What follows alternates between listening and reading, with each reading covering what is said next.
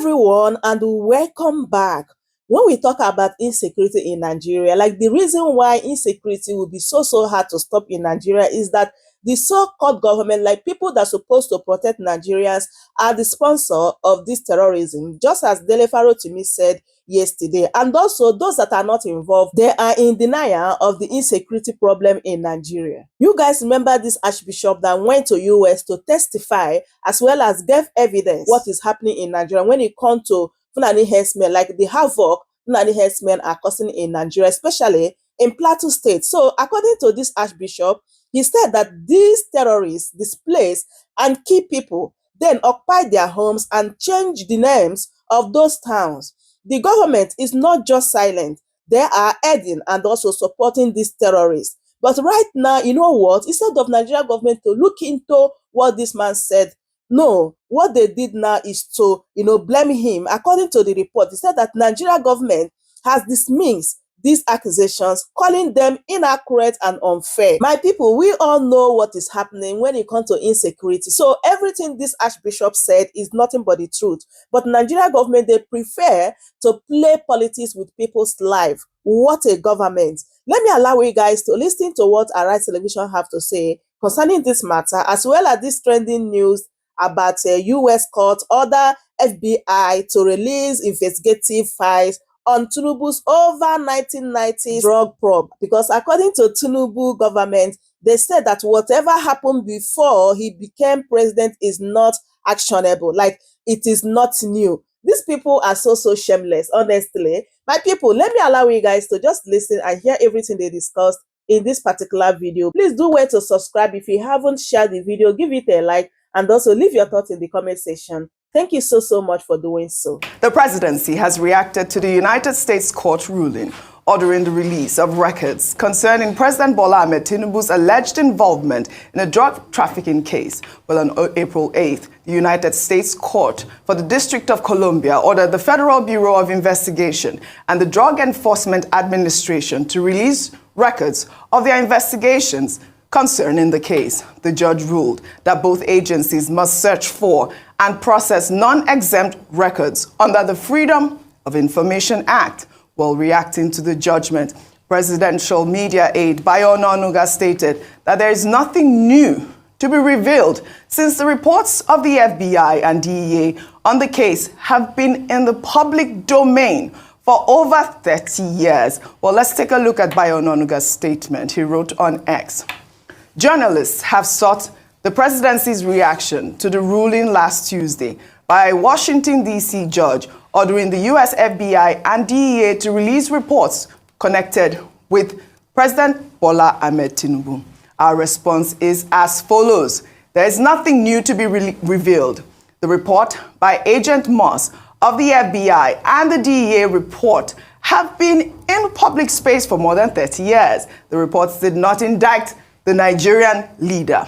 The lawyers are examining the ruling. I mean, Bayo Onanuga here, Rufai, is saying that, the reports that we have seen, I believe we have seen some of these court documents, did not indict President Bola Ahmed Tinubu, saying that, these are not new allegations. So, I mean, why all the furore? Okay, but the Agent Moss report also talked about, the conversations around the money in Bola Tinubu's bank account and conversations around forfeiture of $460,000, and that's what we heard. But I'll just take you back historically. Plainsight, around a Greenspan of Plainsight, had been pushing this for a while, requiring freedom of information to be able to get most of this dossier out, to be able to read them, and it's been blocked. And the rebuttal has always been that there's that. Response, which pretty much says, I cannot confirm nor can I deny. And normally that glomar response does suffice when you have a case, of secrecy that has to be involved with governmental agencies and national security, because one of the points that have been made by the CIA that, especially when it comes to human sources, the case of that glomar report will survive. And if you go back historically, the glomar report goes way back to the 70s, where America had this glomar explorer, shape that they want to use for a lot of covert activities.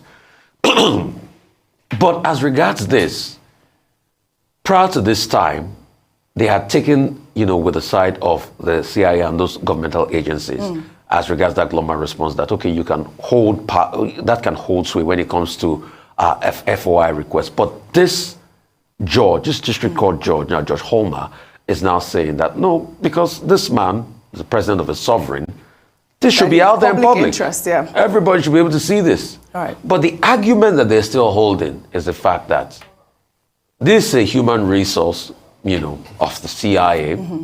This would also, impinge on his privacy, and it will also prevent, further investigations as time goes on. And there's been a contention on the need of the public to know and privacy issues here. All right. The judge has also told them that they should bring back a report on the 2nd of May. So we are waiting for that report. They're going to write an extensive report on that. Most of these agencies, the drug department and all the things and all of this. All right. And this conversation had been on since the 90s. I think it's best for us to be able to wait on that report. The presidency has reacted and said nothing in that report. I think the position of, Kevin Moss is way different from what might be in this report. Because if they claim that it's what's in the public glare, then definitely these agencies will not have gone to court to be able to stop releasing what they know as regards All right. it. Let me read an excerpt made by a lawyer from the judgment, just a really short excerpt before we wrap up. They wrote, even the plaintiff acknowledges that Mr. Tinubu's name does not appear directly in these documents. Instead, plaintiff claims merely that it is implausible that no documents responsive to plaintiff's Freedom of Information Act request to the CIA exists, given that the CIA was closely following the issue and would have at least been aware of Mr. Tinubu once he became a prominent politician. So all of that is subject to the release of the reports of these agencies. We have to wait till May 2. That's a deposition based on a lawyer's argument. On a lawyer's argument. So we have to, when they now report to the district judge Holmer, they will be able to know what happened. But you see, in going forward, for the sake of integrity, we shouldn't even have rebuttals as regards preventing, reports like this. Let everything be out in the public. All right. Let's be able to see it so we're able to make our inferences and this matter can go away. You forget that some of even these allegations had been put forward in the court during the election petition and it didn't sail through. Well said. So there's also going to be a case of jurisdiction. But we need transparency across the board. Well said. We'll take another story now. Well, some positive news. Following the outcry raised by activist Martin Soshe, popularly known as Very Dark Man, who highlighted the plight of young Nigerian girls trafficked to Ivory Coast, the chairman of Air Peace Airlines, Dr. Allen Onyema, over the weekend pledged to repatriate the girls free of charge, offering free flights, medical care, and support services.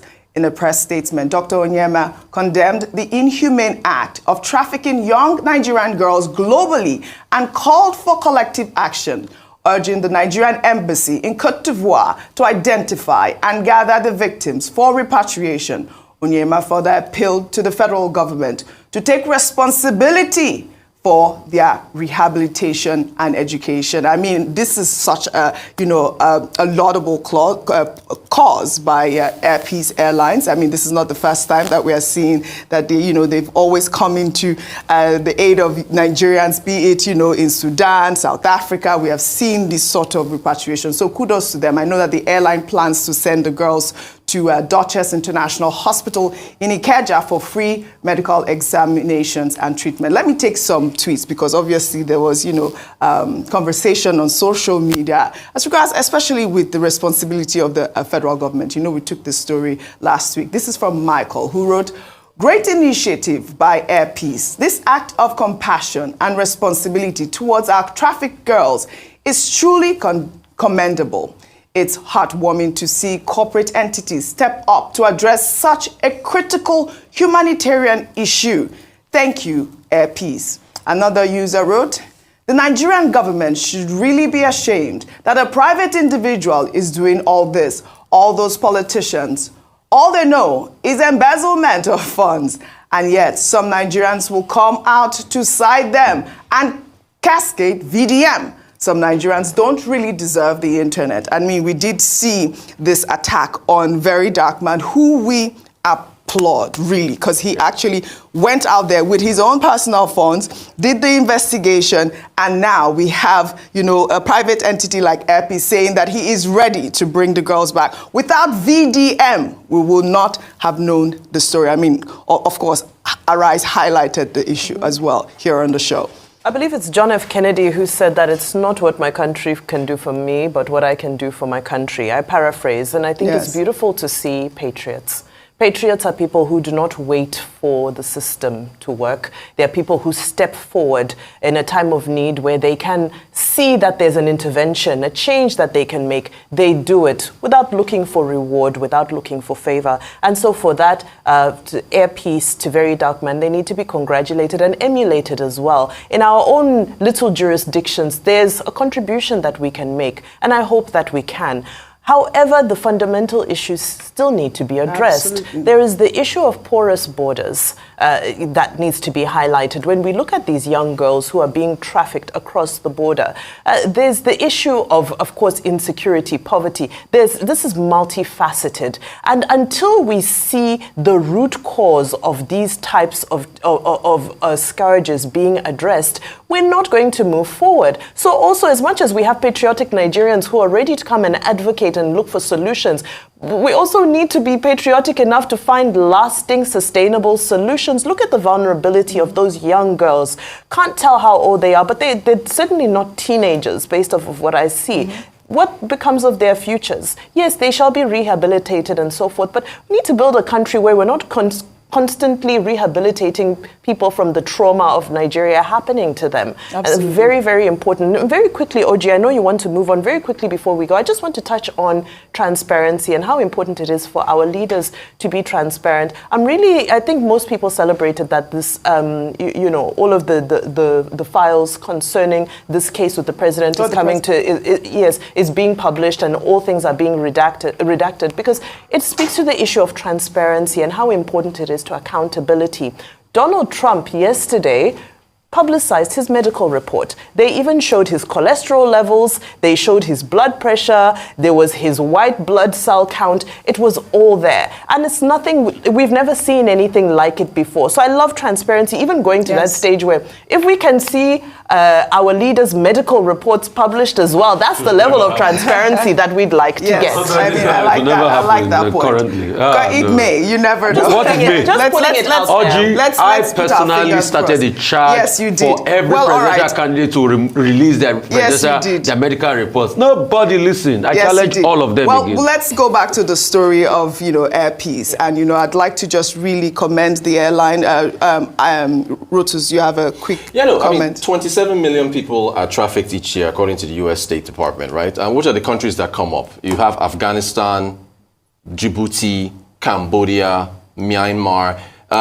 If you are a parent and you guard your child, right? You're not going to let your child. There's 20 million children out of school in Nigeria.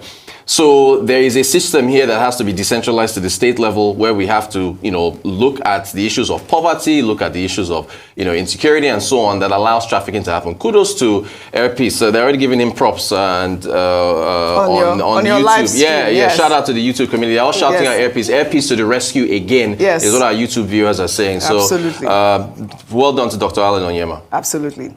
Kudos to Very Dark Man, of course, as well. Very Dark Man and Dr. Allen Onyema of Airpeace. We'll take another story now.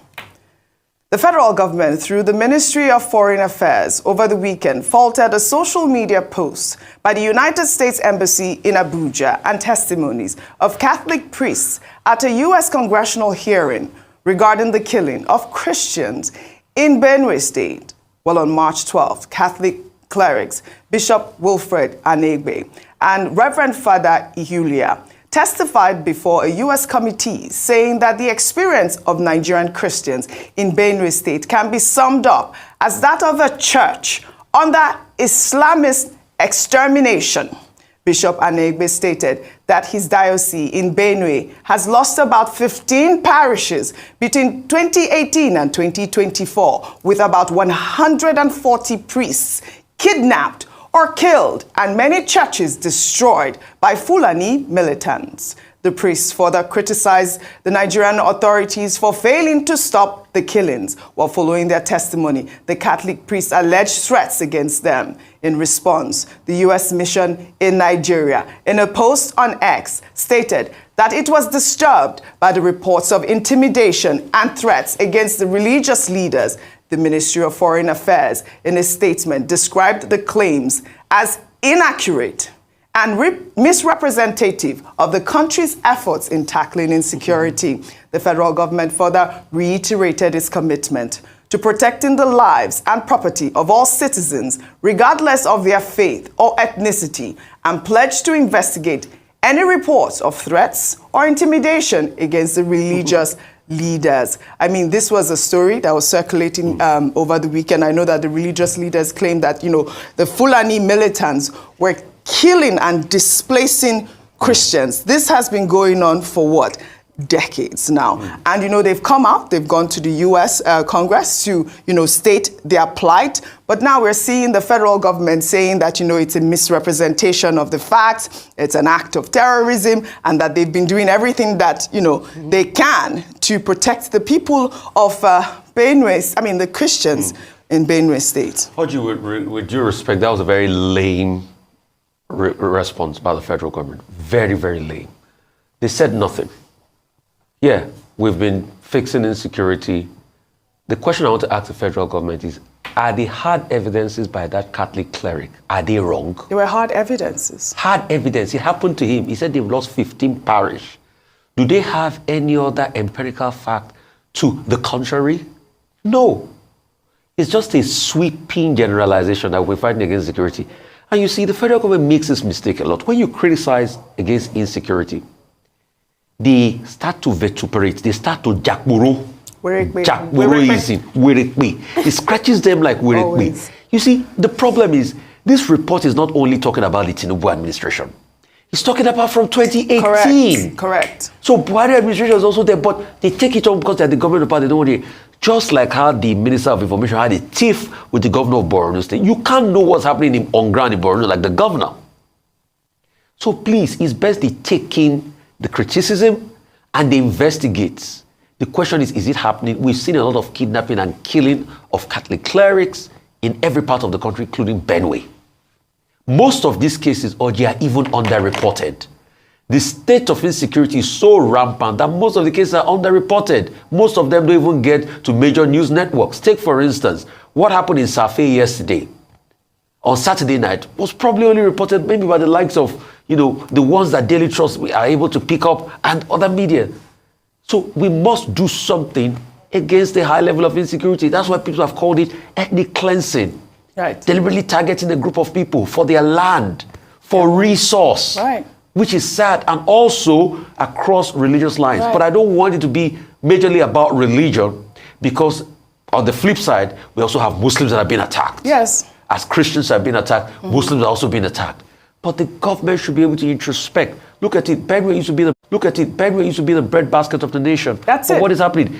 The same thing happened when the former governor of Benue had to set up his own local, vigilante group to be able to fight. We covered it live at launch here. Well, let me tie this in together. Well, let's now take a look at this poem by a young woman from Benue State, decrying the herdsmen's killings that have claimed several lives and displaced thousands. She urged the federal government to intervene and stop the killings. Here's a snippet. The food basket of the nation is now blood basket of the nation. The land once lush with green, now hush and grim, filled with sullen faces with no hope to survive the day, like arid ground in want of rain. Pain is plain. It's daybreak. Folks are supposed to go to their farms, but farms are not the safest places to be. It's nightfall. It's heartbreak. It's heartache. Over destroyed homes, destroyed crops, slaughtered brethren, bloodshed. Motherland is not the safest place to be. The land loud with violence, flooding with the blood of the young and old alike. Great sons fall like autumn leaves, dead bodies scatter like mustard seeds. Homes empty out, while IDP camps flood their ranks with the young and old, all in their ranks. Living is worse than a brutal crime. They say tough times don't last. Tell that to the people of Goma, who have watched herdsmen turn gunmen. Tell that to the people of Turan. Tell that to the people of Kwande, who have had bullets sprayed on them like rainwater, who have been changed to nothing but chicken for slaughter. Tell that to youths who this have cost them futures. Tell that to people who do nothing but levitate, have their foot in suspended mid-air, meditate on the next baba blast of a trigger or the next pointing of a finger to the voice of a brother. Bella, never know will this ever stop. Stop Benue killings. Let the lives of kinsmen cease to be pawns in the game of politics. Stop Benue killings. Let motherland be home again. I hope that this video resonates with the security agencies, the federal government of Nigeria. I mean, this young girl's poem really touched my heart, and I thought it was important to highlight it. I mean, to stop the Benue killings, stop the killings in Plateau, stop the killings in the southeast, stop the killings across Nigeria. It is really becoming a very, very worrying situation. May their souls rest in peace. It is very, very sad and unfortunate that the Nigeria government do not want to accept the reality on ground when it comes to insecurity. They are playing politics with life of Nigerians, which is very, very bad. You brought Fulani herdsmen from different countries in Nigeria for your selfish interest. And at the end of the day, you tell them to go back, but these people refuse. Rather, they are causing havoc in Nigeria. And you guys don't want to accept the reality. You are still playing politics. My people, this is really, really sad. I hope you guys had everything they discussed here. As I bring this update to you guys, I hope you truly enjoy watching anyway. Please do wait to subscribe, like the video, and also leave your thoughts in the comment section. Thank you so much for watching, and I will see you guys in my next update. Goodbye for now. Welcome to Chammer's News.